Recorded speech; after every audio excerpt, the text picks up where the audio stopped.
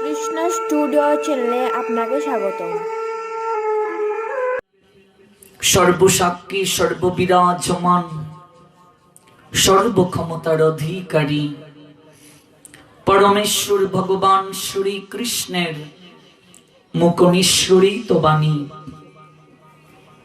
শ্রীমদ্ ভগবত গীতা তারই আঙ্গিকে অমৃত কথা আস্বাদনের আজকের এই প্রারম্ভিক রজনীতে আপনাদের প্রত্যেকের রাতুল রাঙ্গা চরণে আমি অবাচন বৈষ্ণব জ্ঞানে দণ্ডবত প্রণাম নিবেদন করছি। ভক্তবৃন্দ, সাধু সঙ্গ বিনা তোমার কোথায় আছে ইষ্ট? বৈষ্ণব চরণে মজ ঘুচিবে অনিষ্ট। জানিয়ে দিলেন বৈষ্ণব পদকর্তা কৃষ্ণদাস, সাধু সঙ্গ বিনা তোমার কোথায় আছে ইষ্ট? এই মনুষ্য জীবনের প্রকৃত ইষ্ট লাভের প্রারম্ভিক সোপানটাই হচ্ছে সাধু সঙ্গ।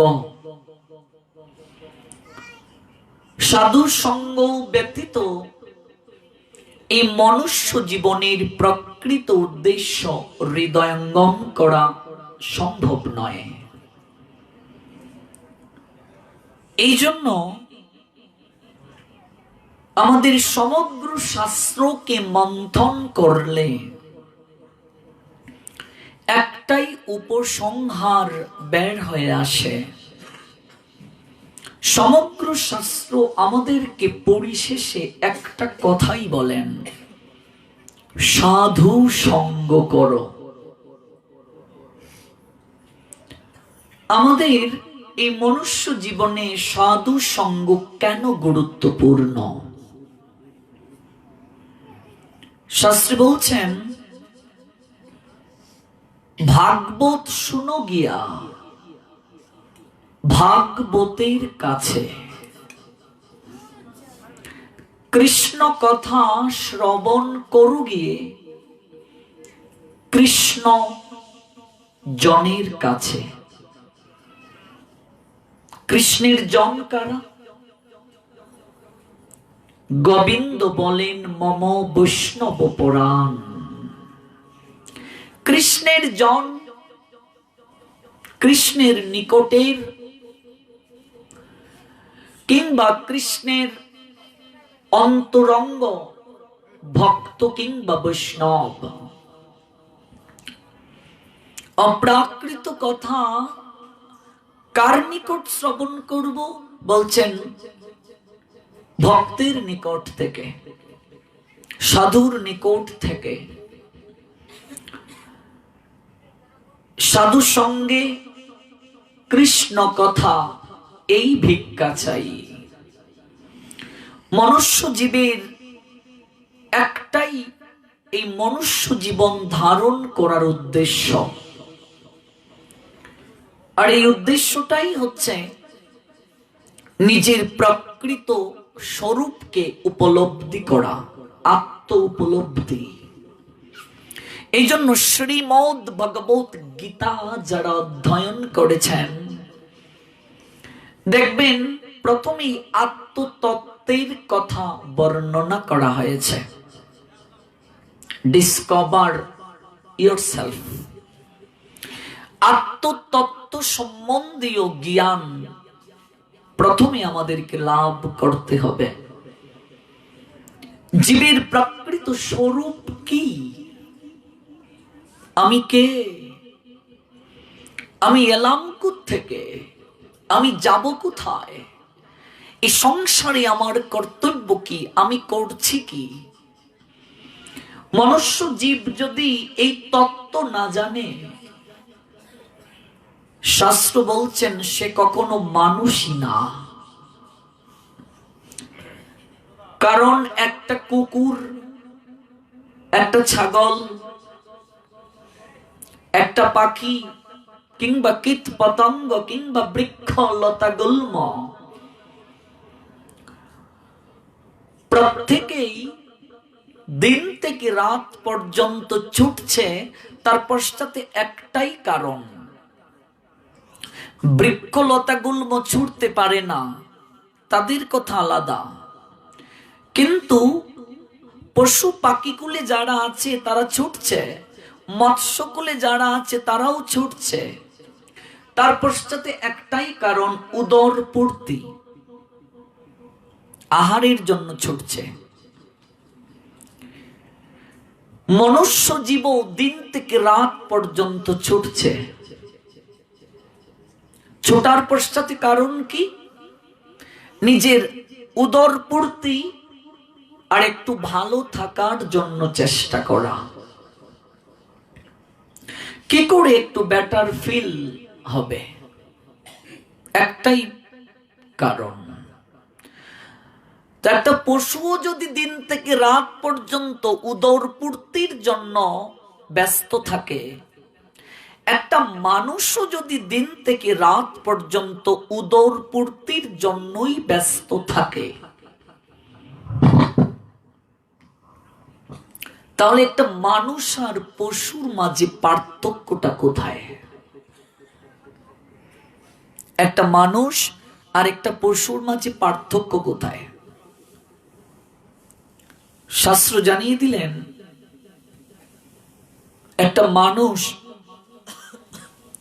4টা কার্য করে, একটা পশুও 4টা কার্য করে। আহার গ্রহণ করা মানুষ করছে, আহার ব্যতীত থাকা সম্ভব নয়। এই কলিহত জীব আমরা অন্নগত প্রাণ। অন্ন শব্দের অর্থ হচ্ছে আহার। মানুষ আহার গ্রহণ করছে, পশুও করছে। নিদ্রা, ঘুমানো, মানুষ ঘুমাচ্ছে, পশুও ঘুমাচ্ছে। ঘুম ব্যতীত জীবন ধারণ সম্ভব নয়। ভয়, মানুষেরও ভয় আছে, মৃত্যু ভয়। পশুরও মৃত্যু ভয় আছে, কখন মরে যাব, এই নিয়ে দিবানিশি চিন্তা করছি। আমরা রাস্তা দিয়ে যাচ্ছি, ভয় কাজ করছে, কখন দুর্ঘটনা হবে, গাড়িটা উপরে উঠে যাবে, পাটা ভেঙে যাবে। দিবানিশি মানুষ ভয় পাচ্ছে, মৃত্যু ভয়। মানুষ পশু ভয়, মৃত্যু ভয়ে ভীত। মৈথুন কার্য, বংশ বিস্তার, মানুষ করে, পশুও করে। তাহলে মানুষ আর পশুর মাঝে পার্থক্যটা কোন জায়গায়? শাস্ত্র জানিয়ে দিলেন, মানুষ আর পশুর মাঝে একটি জায়গাতেই কেবল পার্থক্য, আর সেই জায়গাটা হচ্ছে, মানুষকে যখন ভগবান সৃষ্টি করে পাঠালেন, তখন তার মাঝে বিবেক বৈরাগ্য দিলেন। বিবেক বৈরাগ্য, পশুর মাঝে সেটা দিলেন না। মনুষ্যত্ববোধ মানুষের মাঝে আছে, বৈরাগ্য বোধ আছে, পশুর মাঝে নাই। তবে গৌর হরির কৃপায় পশুর মাঝেও বৈরাগ্য জেগেছিল, সেটা আলাদা বিষয়। এই কলিহত জীবকে উদ্ধার করার জন্য যিনি আবির্ভূত হলেন, পরমেশ্বর ভগবান শ্রীকৃষ্ণ চৈতন্য মহাপ্রভু, যিনি কৃষ্ণ থেকেও অধিক কৃপানিধি, করুণার সাগর, তার অহৈতুকী কৃপাতে পশুর মাঝেও বৈরাগ্য জেগেছিল। সেই পশুগুলো অত্যন্ত ভাগ্যবান ছিল যারা গৌর হরির কৃপা পরশ পেয়েছিল। এটা তো আর সবার ক্ষেত্রে নয়। শ্যাম শিবানন্দের কুকুর পর্যন্ত হৃদয় মাঝে বৈরাগ্য লাভ করেছিল। গৌরহরি নিজের হাতে থাকে প্রসাদ দিয়েছিলেন, দুটো পা উপর দিকে তুলে আত্মসমর্পণ করেছিল। ওই কুকুরটাকেও গৌরহরি তার চরণে ঠাই দিয়েছিলেন।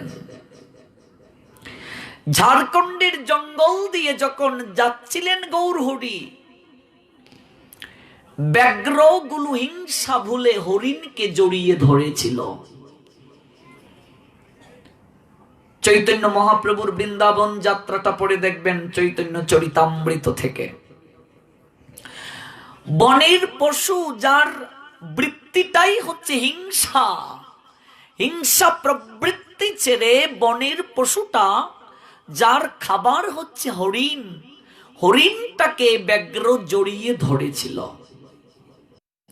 গৌরহরির অপ্রাকৃত প্রেম পীযুষ লাভে তারা হিংসাকে ভুলে গিয়েছিল, তাদের মাঝে বৈরাগ্য চলে এসেছিল, সেটা আলাদা বিষয়।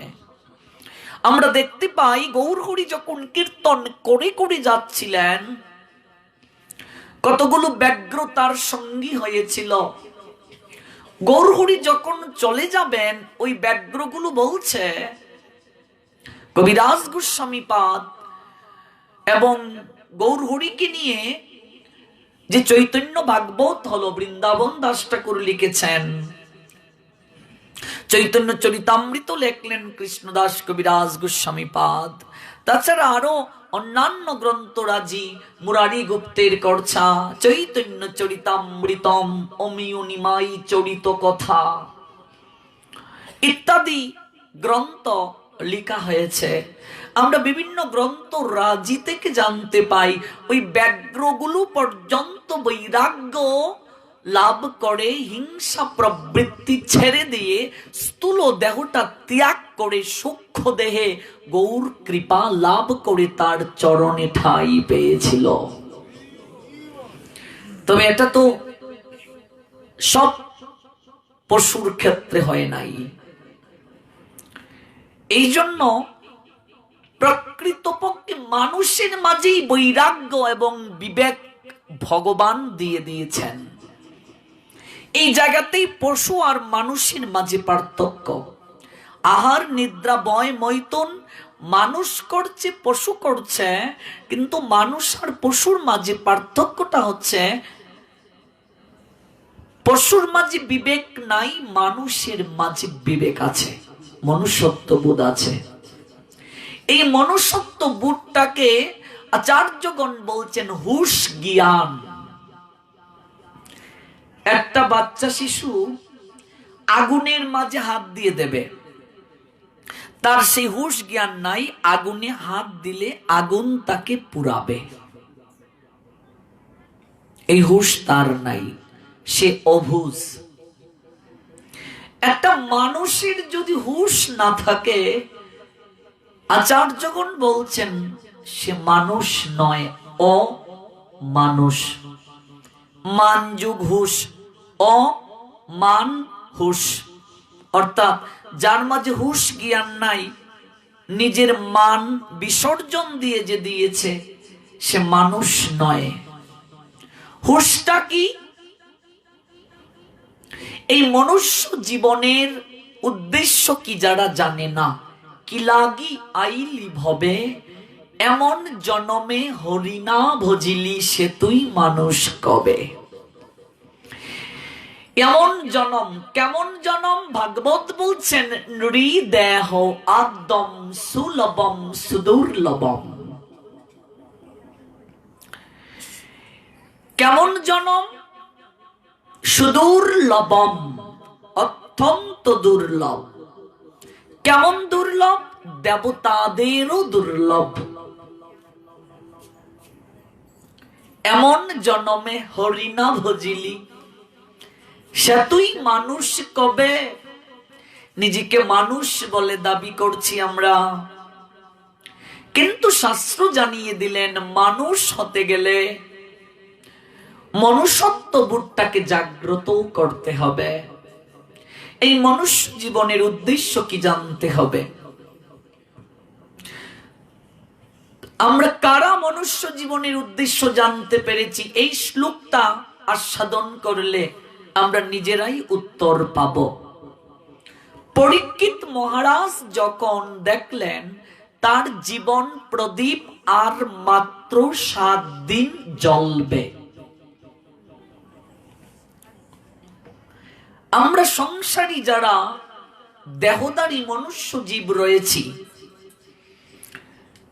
আমাদের প্রত্যেকেই এই সংসারে চিরদিন থাকবো এটা যদি ভাবি তাহলে ভুল করছি। প্রত্যেককেই একদিন মৃত্যুর স্বাদ আস্বাদন করতে হবে বাবা। পরীক্ষিত মহারাজ সাধারণ কেউ ছিলেন না, রাজার রাজা সম্রাট, যিনি নিজের হাতে রাজ্য পরিচালনা করতেন, প্রজাদের সুখ দুঃখের সংবাদ নিতেন। সেই পরীক্ষিত মহারাজকে যদি কলি গ্রাস করতে পারে, আমাদের অবস্থানটা কোথায়? পরীক্ষিত মহারাজ লীলা করে দেখিয়ে দিলেন।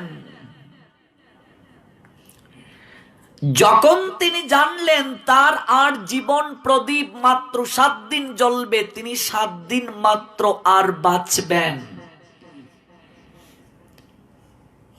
একটুও অনুতাপ করলেন না। ডাক্তার যদি বলে দেয় আপনি আর 3 মাস বাঁচবেন, অবস্থাটা কি হবে?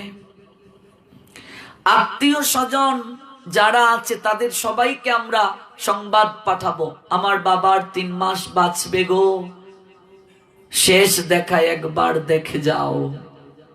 তাই তো? ভালো মন্দ যে খাবারগুলো খেতে পছন্দ করে, শিং মাছের ঝোল, তারপর হচ্ছে পায়েস, পিঠা পুলি, আরো যা যা মুখ রোচক খাবার আছে, এগুলো সবাই রান্না করে করে নিয়ে আসবে শেষ খাওয়ানোর জন্য। তাই তো?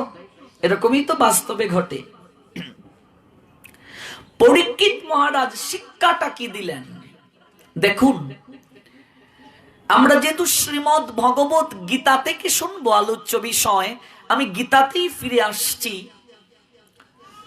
গীতা যেখানে শেষ, ভাগবত সেখান থেকে শুরু, কিন্তু কৃষ্ণ কথা আস্বাদন করা কেন প্রয়োজন এই বিষয়ে আমরা আজ একটু স্পর্শ করছি, তারপর গীতা থেকে আমরা শুনব।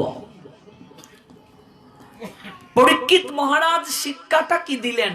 যখন জানলেন তার জীবন প্রদীপ আর মাত্র 7 দিন আছে, তিনি কিন্তু কান্না করলেন না, অনুতাপ করলেন না, আত্মীয় স্বজনকে দেখতেও চাইলেন না।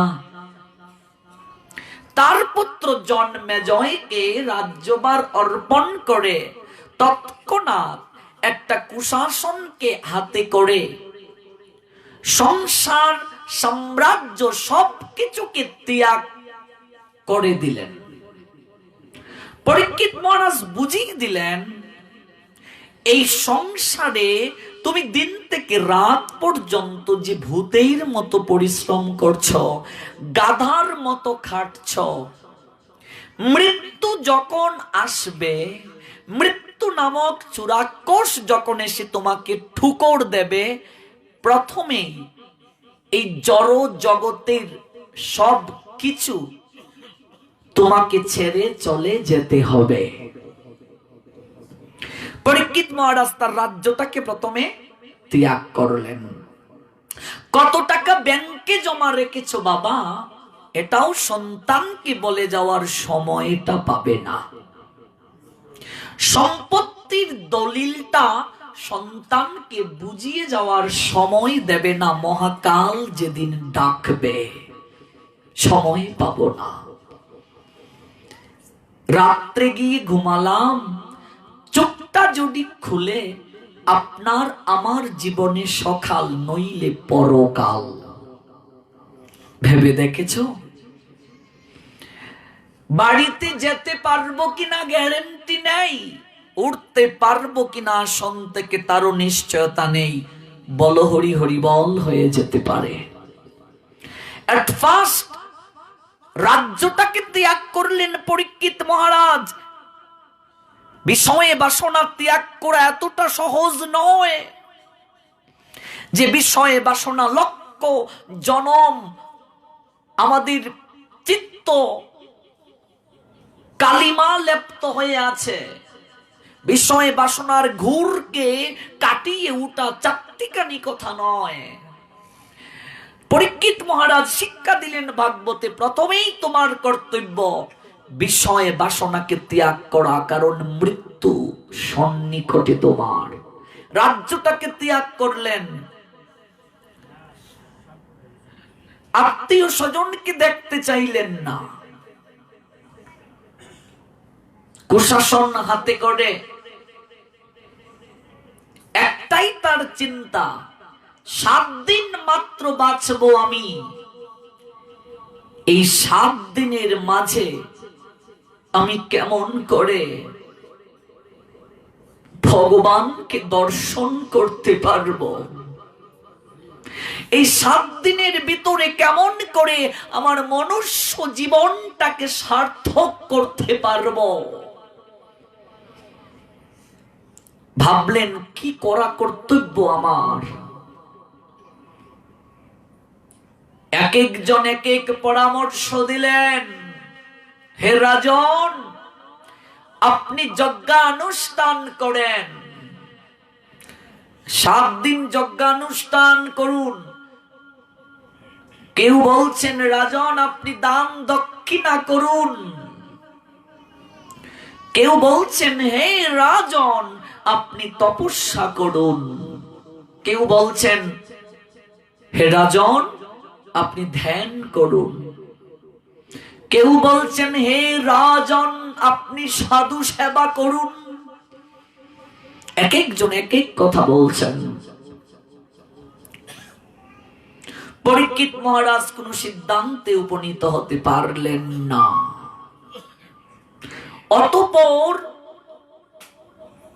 16 বছর বয়সী এক যৌবনে পদার্পণরত যুবক সুখদেব গোস্বামী পাদ, যিনি কৃষ্ণ দ্বৈপায়ন বেদব্যাসের তনয়, যিনি জন্মের পরই সংসার ত্যাগ করে বনে পলায়ন করেছিলেন, তার পিতা পিছনে পিছনে তাকে ডেকেছিল, প্রতিধ্বনি হয়ে ফিরে এসেছিল সেই ডাক। পিতৃ স্নেহের বন্ধনে তিনি আবদ্ধ হলেন না। সেই সুখদেবকে দেখে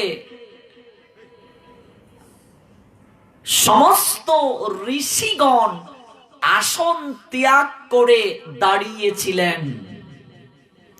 তিনি এসে আসনে উপবেশন করলেন। সেই সুখদেব গোস্বামী পাদ সিদ্ধান্ত দিলেন এই মনুষ্য জীবন 7 দিনের ভেতরে কিভাবে সার্থক হবে, কিভাবে গোবিন্দের চরণ লাভ করা যাবে। কি বললেন সুখদেব? তস্মাদ ভারত